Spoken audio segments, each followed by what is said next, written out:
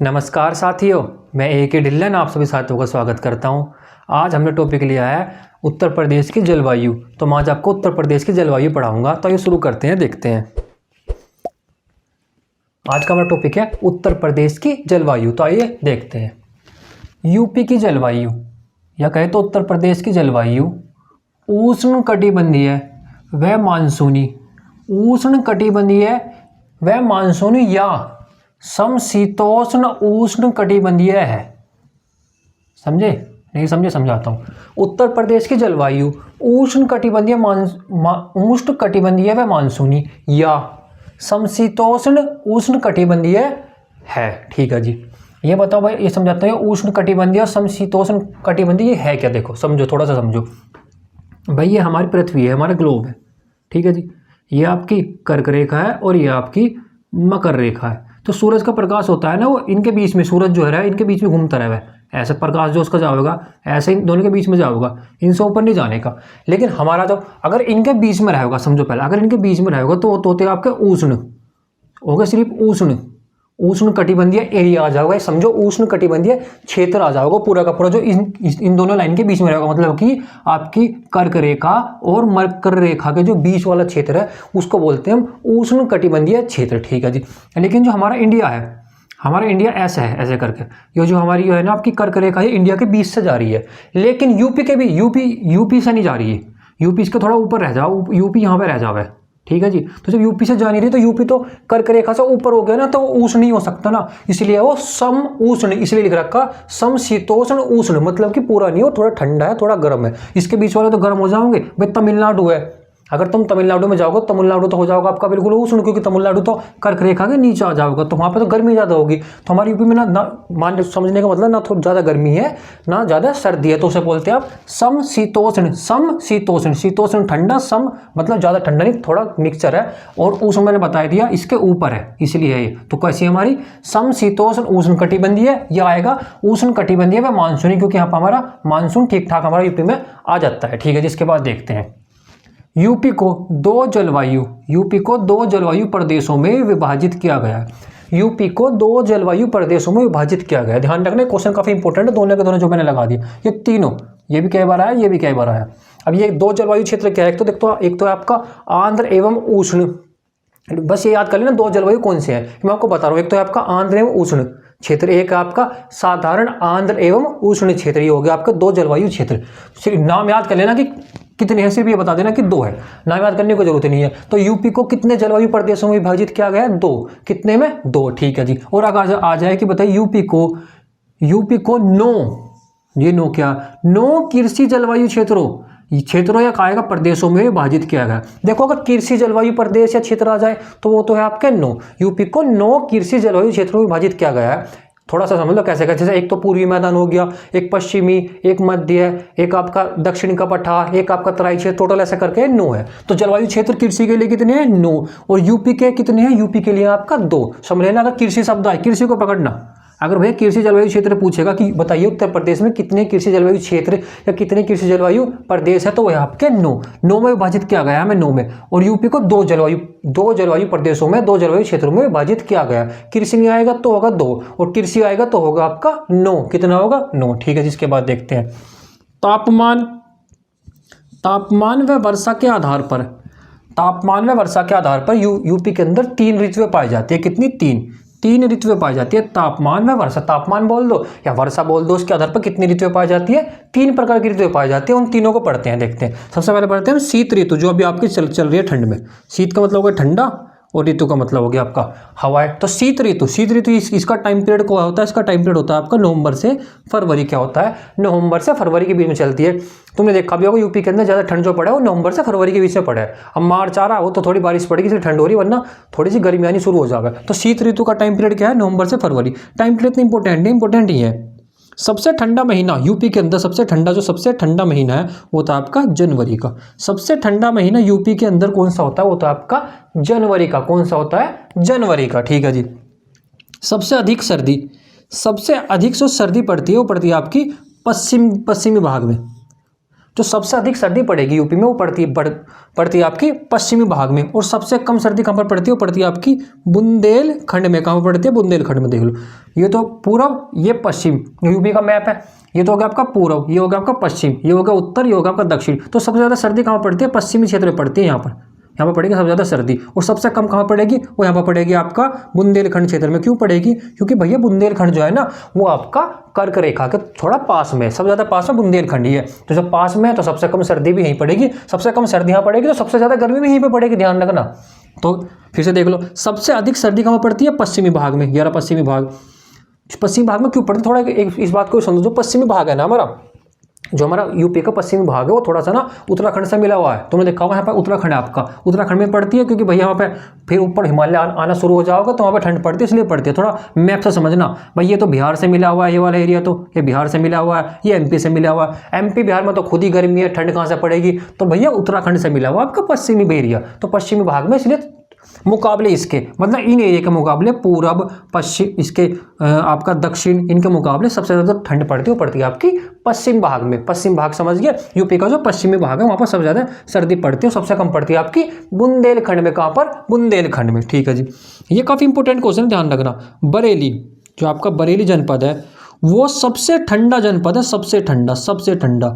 अगर पूरे यूपी के अंदर 75 जनपद है, 75 जनपद है, तो 75 जनपद में सबसे ठंडा जनपद कौन सा है, सबसे ठंडा जनपद है आपका बरेली। कई बार क्वेश्चन एग्जाम में, ध्यान रखना, सबसे ठंडा जनपद कौन सा है आपका, वो है आपका बरेली। कौन सा है, बरेली। ठीक है जी, ये भी इंपॉर्टेंट है बहुत, वी लगा लेना इस पर। भैया जो आपका शीत ऋतु होती है, अब शीत ऋतु चल रही है, अभी आपकी बारिश पड़ी थी, आपकी 2-3 दिन पहले बारिश पड़ी थी, ओले भी पड़े थे। तो इस टाइम पे जो वर्षा हो रही है ना, वो वर्षा किस कारण हो रही है, ये तो ये क्वेश्चन है। जो आपकी शीत ऋतु में जो वर्षा होती है वो पश्चिमी विक्षोभ, जो पश्चिमी विक्षोभ होता है ना, पश्चिमी विक्षोभ के कारण वर्षा होती है शीत ऋतु में। पश्चिमी विक्षोभ के कारण वर्षा होती है शीत ऋतु में। अच्छा भैया पश्चिमी विक्षोभ क्या है तो बता दो थोड़ा सा। हाँ भैया ये बताऊंगा। देखो हमारा इंडिया ऐसा है, ठीक है जी, इंडिया हमारा ऐसा है, ठीक है जी, समझ लो इंडिया हमारा ये है। जो हमारी वर्षा होएगी ना, जब गर्मी में वर्षा पड़ेगी तो एक तो अरब की, जो इधर आपका अरब सागर है यहाँ से उठकर पड़ेगी, एक बंगाली खाड़ी से उठकर जाओगे बादल, तब पड़ेगी। लेकिन भैया अब तो इधर से नहीं रही, अब कहाँ से आओगी, अब आओगी आपकी पश्चिमी, जो आपका भूमध्य सागर है ना, वहाँ से उठकर आवेगी हवाएं, आवेगी मानसून, वहाँ से उठकर आवेगा और वो वर्षा का तब आओगा पाकिस्तान से आओगा, फिर इंडिया में भी आपका जम्मू कश्मीर से होता हुआ फिर आओगा दिल्ली वाले, इधर आपका हिमाचल प्रदेश, उत्तराखंड, फिर यूपी में आओगा। तो फिर जब यूपी में आओगा, यूपी में कहाँ पर वर्षा कराओगा, पश्चिमी एरिया में कराओगा। पूर्व में जाते रहते तो भैया एक बात समझो तुम थोड़ा सा, अगर बादल यहाँ से चलना शुरू हुआ, भैया बादल ने यहाँ से चलना बारिश करने शुरू कर दी, पहले वो पश्चिमी एरिया में आ गया, क्योंकि पश्चिमी विक्षोभ के कारण वर्षा हो रही, तो पहले उसने एंट्री करी, तो उसने एंट्री करी, सब ज़्यादा वर्षा ही तो कराओगा वो। फिर इसके बाद जैसे वो थोड़ा आगे चलेगा तो, लेकिन पानी तो उसने यहाँ गिरा दिया, फिर वो जितना भी आगे जाओगे ना उतनी वर्षा कम होनी शुरू हो जाएगी। भाई जहाँ से बादल शुरू करेगा बारिश कराना, जब मान के चलो तुम्हारे हाथ में एक बाल्टी पानी है, तुम उसे लेकर चल रहे हो, तुमने वो यहाँ से गिराना शुरू कर दिया पश्चिमी एरिया से, जब तुमने गिराना शुरू कर दिया, यहाँ पे गिराया, फिर यहाँ पे गिराया, फिर यहाँ पे गिराया, तो जैसे जैसे तुम आगे बढ़ोगे तो तुम्हारी बाल्टी का पानी खत्म होगा ना, तो ऐसी बादलों का पानी भी खत्म हो जाए। तो सबसे ज़्यादा वर्षा कहाँ पर हुआ है, पश्चिम में। पश्चिमी विक्षोभ के कारण एक तो शीत ऋतु में वर्षा होगी, कौन सा विक्षोभ, पश्चिमी विक्षोभ। और सबसे ज़्यादा कहाँ पर होगी आपकी, सबसे ज़्यादा होगी आपकी पश्चिम वाले एरिया में। कौन से वाले में, पश्चिम वाले एरिया में। ठीक है जी, इसके बाद ध्यान रखना, बहुत इंपॉर्टेंट क्वेश्चन है, कभी लगा दो आप ये वाले बंगाल की खाड़ी या अरब सागर वाली मानसून से होती है ना भैया, पश्चिमी विक्षोभ के कारण होती है आपकी शीत ऋतु में वर्षा। और पूरे भारत में भी होगा, यूपी में नहीं, पूरे भारत के रेस्पेक्ट में पूछेगा ना, तो भी अगर आपकी सर्दियों में वर्षा होगी तो होती है आपकी पश्चिमी विक्षोभ के कारण, और ये मानसून उठ के आता है आपका अरब सागर से। वो ज्योग्राफी का पार्ट है, ज़्यादा डीप में नहीं जाना। एक ये देखो तापमान, जो आपका शीत ऋतु का तापमान है ये उत्तर से दक्षिण की ओर बढ़ता है। शीत ऋतु का तापमान उत्तर से दक्षिण की ओर, मतलब शीत ऋतु में जो तापमान है, तापमान समझिए गर्मी, वो कैसा उत्तर से दक्षिण की ओर बढ़ता है। देखो कैसे बढ़ेगा भाई, उत्तर तो ये हो गया आपका, दक्षिण आपका ये हो गया। देखो भाई ये पूरा का पूरा एरिया जो है तराई वाला क्षेत्र है, ये सारा का सारा लगभग उत्तराखंड नेपाल से मिला हुआ है। इधर आपका नेपाल है, तो जब उधर ठंड है तो जैसे आप इधर की तरफ जाओगे तो ठंड घटती चली जाओगी, तापमान मतलब कि बढ़ता चला जाओगे। भाई ठंड घटेगी तो तापमान बढ़ेगा, क्योंकि आपकी कर्क रेखा इधर है। जैसे आप कर्क रेखा के पास जाओगे ना तो टेम्परेचर उतना ही बढ़ना शुरू हो जाएगा, इस बात का ध्यान रखना। तो ये शीत ऋतु में तापमान कहाँ से बढ़ता है, तापमान आपका उत्तर से दक्षिण की ओर बढ़ता है, तापमान उत्तर से दक्षिण की ओर बढ़ता है। और पूछने लगे कि सर्दी उत्तर से दक्षिण की ओर घटती है, भैया टेम्परेचर बढ़ेगा तो सर्दी अपने आप ही घट जाएगी। ठीक है जी, हाँ जी, तो ये आपका पूरा होगा। इसके बाद देखते हैं आप ग्रीष्म ऋतु, जो आपकी ग्रीष्म ऋतु है जिसे बोलते हैं आप गर्मी, समर, तो ये इसका टाइम पीरियड है आपका मार्च से जून। क्या है आपका? मार्च से जून। टाइम पीरियड इतना इंपॉर्टेंट नहीं है। देखो बुंदेलखंड में, ये क्वेश्चन बहुत इंपॉर्टेंट है, ध्यान रखना। जो आपका बुंदेलखंड है, बुंदेलखंड में सबसे अधिक गर्मी पड़ती है, सबसे अधिक गर्मी पड़ती है और सबसे कम सर्दी पड़ती है। सबसे कम सर्दी तो पड़ती है, मैंने आपको बता दिया, शीत ऋतु में। तो सबसे अधिक गर्मी कहाँ पड़ती है? सबसे अधिक गर्मी पड़ती है आपकी बुंदेलखंड वाले क्षेत्र में, बुंदेलखंड वाले क्षेत्र में पड़ती है सबसे अधिक गर्मी। लेकिन अगर जनपद पूछ ले, दोनों इंपॉर्टेंट है, सब लगा लेना। सबसे ज़्यादा गर्मी कौन से जनपद में पड़ती है? सबसे गर्म जनपद कौन से है? तो वह आपका आगरा व झांसी। कौन से हैं? आगरा व झांसी। झांसी तो आपका बुंदेलखंड का है भाई, झांसी तो आपका यहाँ पर पड़ेगा, वो तो बुंदेलखंड का पार्ट होगा। लेकिन आगरा आपका यहाँ पर पड़ेगा, आगरा बुंदेलखंड का नहीं है। लेकिन फिर भी यूपी के अंदर सबसे ज़्यादा गर्म जो जनपद है वो आपका आगरा और झांसी है। आगरा और झांसी दोनों ऑप्शन में एक साथ नहीं देने का है, तो आगरा देगा, झांसी देगा। तो ध्यान रखना, सबसे गर्म जनपद कौन से हैं? आगरा व झांसी। और सबसे ठंडा कौन सा है? सबसे ठंडा आपका बरेली। कौन सा है? बरेली। ठीक है जी। सबसे गर्म महीना कौन सा है? सबसे गर्म महीना है आपका मई। कौन सा है? मई। सबसे ठंडा महीना कौन सा था? वो था आपका जनवरी। ठीक है जी।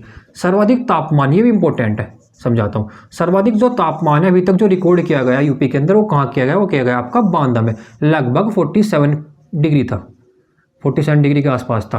ये डिग्री याद मत करना है, तो मैं वैसे समझा रहा हूँ। सब ज़्यादा टेम्परेचर जो अभी तक यूपी के अंदर रिकॉर्ड किया गया वो किया गया आपका बांदा में। कहाँ पर किया गया? बांदा के अंदर। ठीक है जी। इसके बाद देखते हैं आप वर्षा ऋतु। वर्षा ऋतु का जो टाइम पीरियड है वो आपका जून से सितंबर, या कहीं कहीं पर लिखा मिलेगा आपको अक्टूबर भी। अक्टूबर के फर्स्ट वक्त जो पहला हफ्ता आवा है ना, वहाँ तक आता है। तो भैया बारिश खत्म ही हो जा, तो जून से सितंबर लास्ट लगा लेना, बिल्कुल सितंबर लास्ट तक। ठीक है जी। जो वर्षा ऋतु होती है ना, वर्षा ऋतु के टाइम पर जो आपकी वर्षा पड़ेगी वो पड़ेगी आपकी दक्षिण पश्चिम, जो आपका दक्षिण पश्चिम की बंगाल की खाड़ी की जो शाखा से वर्षा अधिक होती है। समझ रहे हो? नहीं समझे? देखो समझा रहा हूँ। ये आपका भारत हो गया। जब बारिश पड़नी शुरू होगी तो सबसे पहले बारिश पड़ती है केरल में, लेकिन जो केरल में पड़ेगी वो पड़ेगी अरब सागर से। अरब सागर से जो उठने वाला मानसून होगा वो पड़ा होगा आपका केरल में, फिर ऐसा ऐसा वो चलना शुरू हो जाएगा। लेकिन अगर यूपी में पड़ेगी, यूपी बिहार वगैरह में पड़ेगी, तो पड़ती है आपकी बंगाल की खाड़ी से। जो बंगाल की खाड़ी से मानसून चलेगा ना, वो कराता है आपका यूपी के अंदर बारिश। और देखो दक्षिण पश्चिम हो ही जाएगा अगर आप ऐसा करोगे। ये देखो, ये हो गया पूर्व पश्चिम उत्तर दक्षिण, तो दक्षिण होगी ना, दक्षिण पश्चिम यहाँ पर आएगा, यूपी में नहीं, क्योंकि हमारा तो एशिया में है ना यहाँ पे। तो दक्षिण पश्चिम की एशिया के हिसाब से दक्षिण पश्चिम की कौन सी शाखा से? शाखा कौन सी है? शाखा अरब सागर की नहीं है, ध्यान रखना, शाखा है आपकी बंगाल की खाड़ी की। एक तो सबसे ज़्यादा जो बारिश होती है ना पूरे भारत के अंदर, तो पूरे भारत के अंदर होगी तो यूपी के अंदर भी होगी, होती है दक्षिण पश्चिमी मानसून से। कौन से? जो आपका दक्षिण पश्चिम से मानसून उठता है। ठीक है जी। लेकिन दक्षिण पश्चिम से जो मानसून उठता है ना इंडिया के अंदर, उसकी दो शाखाएं होती है। एक तो वो पानी लेगा मानसून, ये समझो जो बादल पानी लेगा वो तो लेगा, एक तो लेगा अरब सागर से, अरब सागर इधर है, एक लेगा आपका बंगाल की खाड़ी से। तो जो यूपी के अंदर बारिश होगी ना, वो बंगाल की खाड़ी से जो मानसून उठेगा ना, उसी की शाखा से होगी, समझ लेना। बस सिंपल सी भाषा में, जो बंगाली खाड़ी से जो मानसून उठता है उसी से वर्षा होती है। तो वही है, दक्षिण पश्चिम की बंगाल की खाड़ी की शाखा से सर्वाधिक वर्षा होती है। कहाँ पर? यूपी के अंदर। कहाँ पर? यूपी के अंदर। और भारत के अंदर तो भैया अरब सागर से ज़्यादा वर्षा होगा। जो अरब सागर से जो उठका हुआ है ना मानसून, वो ज़्यादा वर्षा करा है। ये मैं यूपी का पढ़ा रहा हूँ, तो ध्यान रखना, क्वेश्चन काफ़ी इंपॉर्टेंट है। पूछने लगे कि बताइए यूपी के अंदर सबसे ज़्यादा वर्षा कहाँ से होती है? आपकी दक्षिण पश्चिम की बंगाल की खाड़ी शाखा से सर्वाधिक वर्षा होती है। सर्वाधिक वर्षा पूरे यूपी में। और जो सर्दियों में होगी सिर्फ पश्चिमी विक्षोभ के कारण, वो ज़्यादा नहीं होने की, वो कम होगी। तो लेकिन सर्वाधिक आएगा तो सर्वाधिक होगी आपकी दक्षिण पश्चिम की बंगाल की खाड़ी शाखा से। ठीक है जी। सर्वाधिक वर्षा कहाँ पर होती है आपकी गोरखपुर जनपद में। कहाँ पर होगी? गोरखपुर जिले में। सबसे ज़्यादा बारिश पड़ेगी वो पड़ती है आपकी गोरखपुर जिले में। सबसे कम होगी आपकी मथुरा में। ध्यान रखना, दोनों इंपॉर्टेंट है बहुत। सबसे ज़्यादा बारिश कहाँ पर पड़ती है? गोरखपुर में। सबसे कम कहाँ पड़ती है? मथुरा के अंदर। जो बारिश का आपका क्रम है ना भाई, जब वर्षा ऋतु में जो बारिश पड़ेगी, शीत ऋतु की बात नहीं चल रही वर्षा ऋतु की बात, तो सबसे पड़ती है आपकी पूर्वी क्षेत्र में, फिर पड़ेगी मध्य क्षेत्र में, उसके बाद आपका बुंदेलखंड क्षेत्र, सबसे लास्ट में आपका पश्चिमी क्षेत्र। मतलब कि सबसे ज़्यादा बारिश पड़ेगी पूर्वी क्षेत्र में, फिर मध्य क्षेत्र में, फिर बुंदेलखंड क्षेत्र में। सबसे कम पड़ती है आपकी पश्चिमी क्षेत्र में। देख लो भाई, जब बादल इधर से चलने शुरू हुए, मैंने आपको समझाया था भाई, बंगाली खाड़ी से इधर चलने हुए, यहाँ आपका गोरखपुर वगैरह होगा, गोरखपुर में बारिश करते करते फिर चलना शुरू हो जाएंगे ऐसा। तो जब जैसे जा रहे हैं तो ज़्यादा वर्षा यहाँ करा दी पूरी क्षेत्र में, फिर करा दी मध्य क्षेत्र में, फिर आपका बुंदेलखंड आ गया, सबसे कम का करा होगा पश्चिमी क्षेत्र में। तो यही है, मैप से समझोगे ना, अगर मैप से समझोगे तो दिमाग में फिट बैठ जाओगे, रटने जोतनी पढ़ने की। देख लो यहाँ से चल रहे बादल भाई, जब उसने बारिश यहाँ करा दी, एक बाल्टी पानी ले रहा था वो थोड़ी सी यहाँ गिरा दिया, थोड़ा सा बचा, थोड़ा बहुत यहाँ गिरा, थोड़ा बहुत यहाँ गिरा था, जो बचा कुचा बचा वो यहाँ गिरा है। तो सबसे कम कहाँ पर हुआ, सबसे कम यहाँ पर हुआ ना। उसके बाद लास्ट में पानी बचने का ही नहीं, तो वही है। तो पूर्व में सबसे ज़्यादा, फिर मध्य, फिर बुंदेलखंड, फिर पश्चिम। ये सीक्वेंस याद कर लेना। बुंदेलखंड में पश्चिमी क्षेत्र से ज़्यादा वर्षा होती है, कौन से उसमें, वर्षा ऋतु में। कहीं समझे लोग, बुंदेलखंड में कौन, बुंदेलखंड में होती है लगभग 91 सेंटीमीटर और पश्चिमी क्षेत्र में होती है 84। वो याद नहीं करना, बस बता दिया मैंने। वर्षा की मात्रा, जो वर्षा की मात्रा है वो पूरब से पश्चिम की ओर घटती है। भैया पूरब से पश्चिम की ओर तो घटेगी, मैंने बता दिया। जब यहाँ से बादल चलना शुरू होंगे तो पहला तो पानी यहीं गिरा देंगे। जब पानी यहाँ गिरा देंगे तो पानी खत्म हो गया ना, उनके पास बचा ही क्या, थोड़ा बहुत बचा वो यहाँ गिरा दिया, उसके बाद यहाँ गिरा दिया, फिर थोड़ा बहुत बचा होगा वो पश्चिम में गिरेगा। तो भैया यही आपकी उत्तर प्रदेश की जलवायु थी।